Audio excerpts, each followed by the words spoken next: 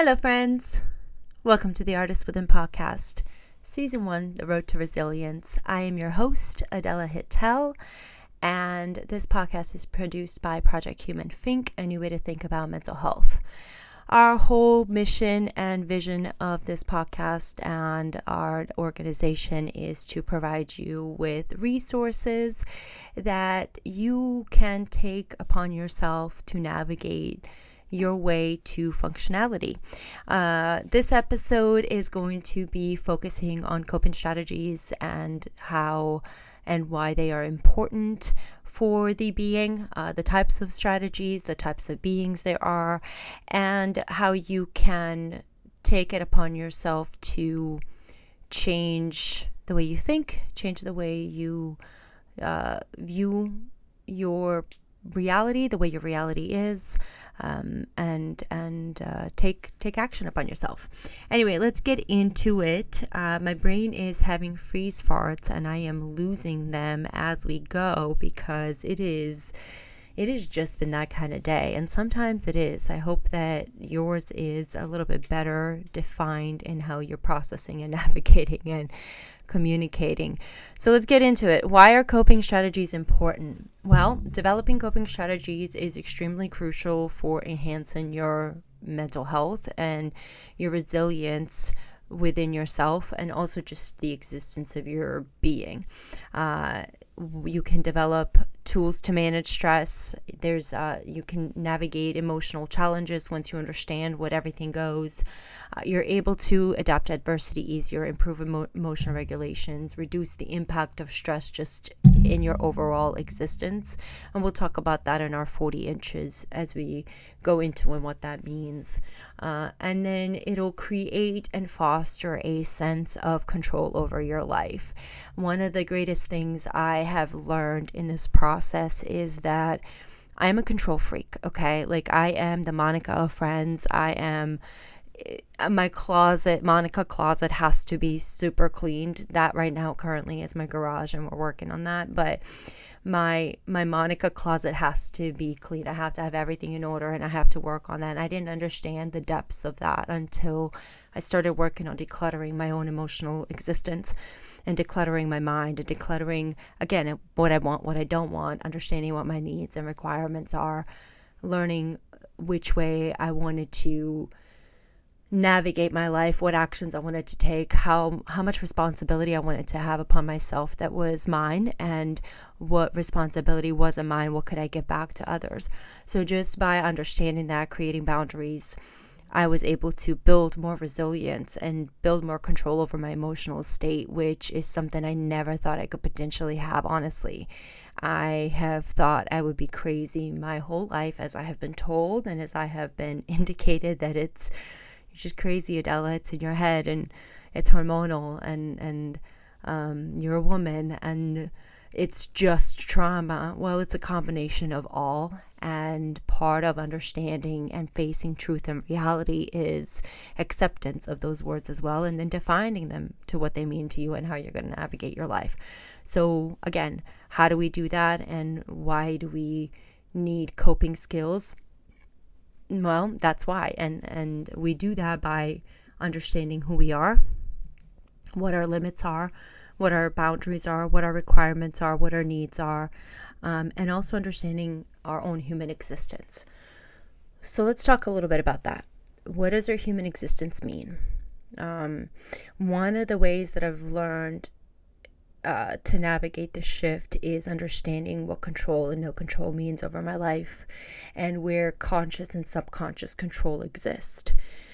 Part of my training myself is using a lot of imagery and visuals, because I'm a visual learner. I'm also an expressive artist, and so I love to create things and navigate pathways in my life that come with visuals that can speak better than my words can at times, because a lot of times I don't know what it is that I'm feeling, and I don't understand it, and I don't have the words to say what I'm trying to say. So art, or a different form of creative way, whether that's music, film, or poems, or even what I'm doing now, creating within Project Human and this podcast, it's all my way of speaking and narrating something that I don't necessarily understand just yet, but trying to figure out.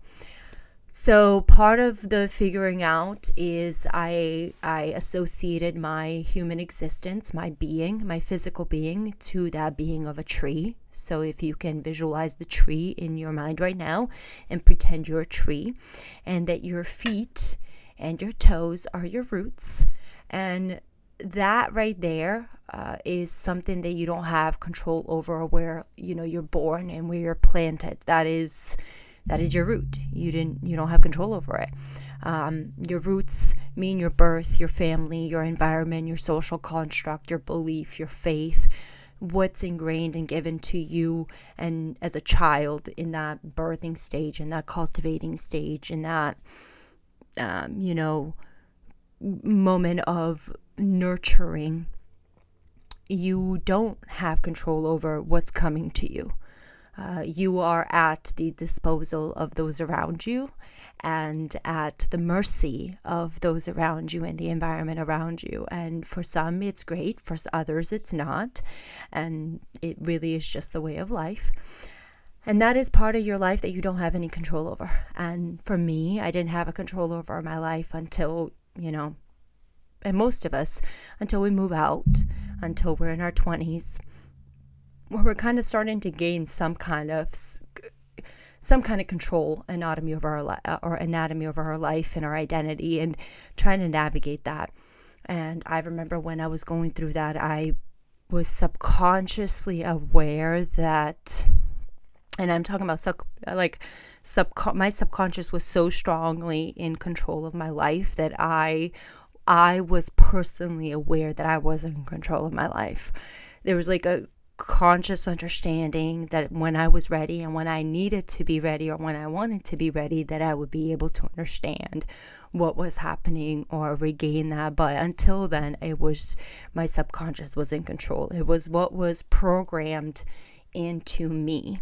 And what was programmed into me was a narrative that was of chaos, of absolute compassion and love, because it isn't something that I just have without learning it some shape or form, right?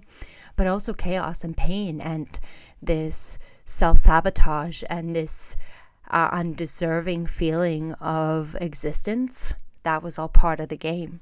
So as the adult, right, you get a job, you go through this phase of life where you are doing what you think you're supposed to be doing, and you are following the steps in your life to go to college, get a job, get your first apartment, get into a relationship, maybe start a family here and there, and kind of start navigating this life. And in this road of existence and in this human existence, as you're navigating, again, you are, at least from my experience, I was so lost in my 20s and so confused about my identity as far as what it was. Where was I from? Who was I? What was my story? Why was my story so important to me? Or why was the story that what I was told so important to me when I didn't understand it? Why was my voice or this this voice I knew within me was my voice? Why was that going against everything that I've been taught? Everything that I knew? Everything that I had no control over in my life? Why was I going against that?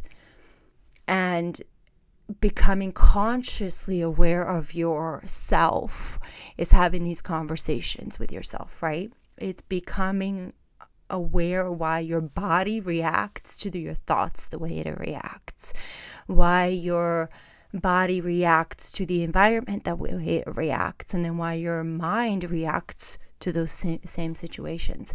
Looking and understanding when you put yourself in those positions, is that a good benefit? Is it joyful? Is it good energy, or is it bad energy? Is it something that's going to fuel you into, again, that joy receptor or that pain receptor? And for me, it's always joy now. But so, we're in this stage, and again, for me, it was the 20s, and I didn't understand how I couldn't remember. Like, I lost 12 years of my life to just anxiety and stress and alcohol too. I don't drink anymore. I've been completely sober for about 4 years now, or my 3-4 years now, and like, no, not even a social, can't get me, won't get me, not even. Water and sweet tea is my drug of choice, and I love it, and coffee, but to each his own in that. And so for me, I couldn't understand why I lost so much time. I couldn't understand why I didn't have these memories that my friends, my husband, my family would talk about around me, and I absolutely had no memory. I was so disconnected, so dissociated, so so uncontrollable in my emotion, and I thought I was in such control. And to others, I was doing a good job at jobs, or I was doing this, I was succeeding, making my rounds, achieving things. But inside and within my mind, in my head, what I remember genuinely is it's darkness, it's bleakness, it's so much just noise and screaming and spiraling. It's just a constant spiral. Constant, that drunk feeling when you get to the hangover part, and you try to get up, and it's just it's like that. And it was constant like that, whether I was drunk or not. That was my mind. And I had no understanding of how to even begin to process that, or to even accept that, or just acknowledge it.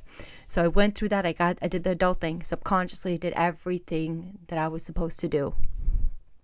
And on a conscious level, as I began to take ownership of my life, began to recognize where my emotions were controlling most of everything that I was doing, when I began to see where my reactions could be better, where I could be more compassionate, where I could be kinder, where I could change the way I was perceived myself, that conscious awakening was something that, again, I knew from the beginning that was there, but I wasn't ready to be accountable for that, because it meant being able to have this conversation and say, man, was I wrong about so much in my life? Was I wrong about so much in my life on how I approached it, how I reacted to it, what the words I said, the tools that were not, but I had no idea, right? And so showing the old self that grace now, and being consciously aware over my emotions and my reactions now, understanding what it means to now know everything about my life, and to take ownership over my 40 inches of existence. So what does it mean to have 40 inches of your existence? 40 inches to me, I found inspiring because I was an ROTC girl in high school, and I had an amazing mentor who literally didn't give up on me, no matter how much I had already given up on myself at 16. I genuinely had given up on myself. My vision of myself at 16 was that I was going to be a drug addict ODing in a bathroom of my high school, because I literally, that was in my head. That was where it was a clear vision. Even though I wasn't on drugs, I've never done drugs. It wasn't even I now can't even conceive the thought that was part of my vision, but that was an image in my head of the amount of self-loathing that I had for myself. And every time I said the word I can't, Surgeon Major Goodman would come and make sure that I did it. There was no I can't.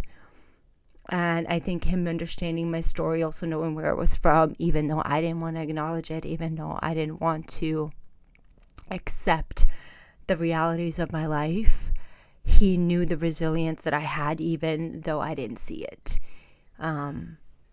because I blocked it out. I decided that part of me just didn't happen.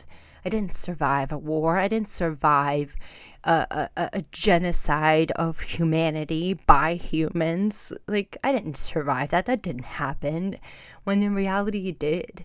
And to be where I am today and to see how much kindness and compassion I do have, I don't understand it, right? I don't understand, because I really, in all accordance of everything that I'm taught, I should be much more angry towards the situation and sad even. And I was, but when I figured out that those weren't my feelings, when I was consciously aware of what I was feeling, what was someone else's narrative, I began to change everything. And for me, once I started to change my narrative by defining what words meant to me, what word means to me, what faith means to me, what 40 inches means to me, and what that means is my home. My 40 inches, and going back to my point that I lost track of now that I just realized, the 40 inches was a concept we learned I learned in ROTC, and it was, your 40 inches back to chest, and it was just understanding the space, your personal space, for the people around you. And I had to expand that 40 inches to mean my home. So my 40 inches is my home. It's what's in front of me right now. What can I touch, taste, smell, be within this existence? What can I provide value to? And the concept of being able to be that to the person next to you, to be that safe space, to be that structure, to be everything that you needed to be, was something that I started to ingrain into my home. Something that I was like, no, my 40 inches, my structure is the most important. Like, if life and death depended on it, if this is where I'm living at, then this is the most important priority in my life. How do I ensure that my 40 inches is as great as I want it to be? How do I ensure that my 40 inches is secure? How do I ensure that anything that I reach out to, touch, taste, smell, sound-wise, I know it and I understand that. And it's taken me about 3 to 4 years to really process that and understand what that means and create the structure within my home. And now I can say that moving forward to the 6 feet, and that's something COVID taught me, was that our 6 feet distancing was I had to reevaluate the circle of my life. 6 feet means now, when I step outside the door of my 40 inches outside of my home, is that 6 feet valuable to me?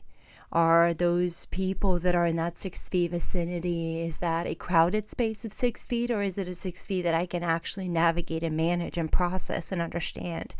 Is it a good influence on me and my mind and what I want to be and the spirit I want to be? Am I a good influence on them? And understanding that I only have so much of myself and so much to give once I give it to my 40 inches. And I'm really consciously aware of my 24 hours I have now and where I spend them. And majority of it is spent in my 40 inches. And again, when I can and have that left over as I go to my 6 feet. And what is your 6 feet? What does that mean for your 6 feet? For me, it means my family, my extended family. It means my partnerships, friendships. It means Project Human. It means the podcast. It means my creative space. It means a lot of the things that I want to accomplish in the world is that bridge between the world and my 40 inches. So my 6 feet has to be a good stability to whom I can turn to, my mentors, my creatives, the things that, again, fuel me when I step outside of my 40 inches. And then the world is just the world, man. I've had to learn that the world is just the world, and that world is insane, huge, and too big for me to handle, and I cannot jump into that pool. So I'm just going to go back into my house, really build that and fortify that, ensure that my 40 inches, my space, place, and time is fantastic, right? It's great. It's the structure I want it to be. And then when I step outside of that home, when I close that door and I take those 6 feet out and I go talk to my friends, my family, my partners, and my community, it is solid, it is defined, it is confident, it is structured in the way that it can be of use and it can be of service and not a detriment. And I believe wholeheartedly that once we get to the idea of conscious control of our own time, our own autonomy is within us here, and we have that just by controlling our home, controlling what we do on a daily basis, how we function, our behaviors, our actions, our reactions. It changes everything about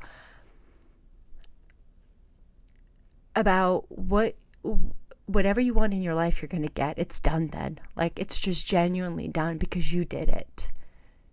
Like, that's the lesson of it all, is that you did it. You were able to follow through, commit. You were able to be disciplined. You were able to accomplish the things that you said and keep your word to yourself. And again, learning what it means to keep your word to yourself in your 40 inches, about taking care of the things you need for yourself first and your immediate family, your immediate thing that you spend 24 hours with, plus then your 6 feet, plus then the world. Navigating that is a lot easier. And our human existence is not meant for the world to navigate us and for us to swim in it all the time. It is meant for peace and serenity and compassion. And I hope that you are looking at your life and evaluating your life right now and saying, where am I at? Am I in control right now consciously, or is my subconscious controlling it? Is my 40 inches stable enough for me when I walk out, that I'm confident, that I'm not stressed, that I'm not worried about what's happening in it? Is that secure enough? And if it's not, how do I secure it?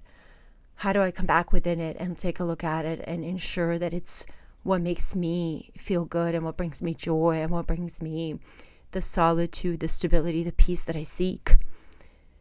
And how does the 6 feet around me, is that a good influence? Is that a good bridge for me to be able to step into the world, right? Is that a good support system? Having these questions and associating that within yourself will really allow you to navigate who you are, what you want to be, and the decisions you make. So I encourage you to take a look at that. Take a look at your 40 inches, evaluate it, evaluate your 6 feet, and forget about the world for a while. The world is just insane, and there's not much we can do about it. What we can do is what we can control here. And where are you in control in your life? Those are the questions. So I hope you enjoyed this episode. I hope that you found some value in it. And if you did, as always, please like, share, and support in all the ways. You can find us in all of our podcast platforms that are available to you, like Apple, Spotify, and iHeart, and all the other ones. And then go to our website and support us there as well at thinking.org/TAW, and that is PHINC-ing.org/TAW. And just find out more information about what we do as an organization and what we're hoping to do as a podcast. And if you want to share your comments and your story, you can email us at info@phinc-ing.org. It's all on our website as well. So until next time, much love to you. I really appreciate your support, and I hope that you will encourage yourself to define your narrative and become accountable, responsible for your success. Much love.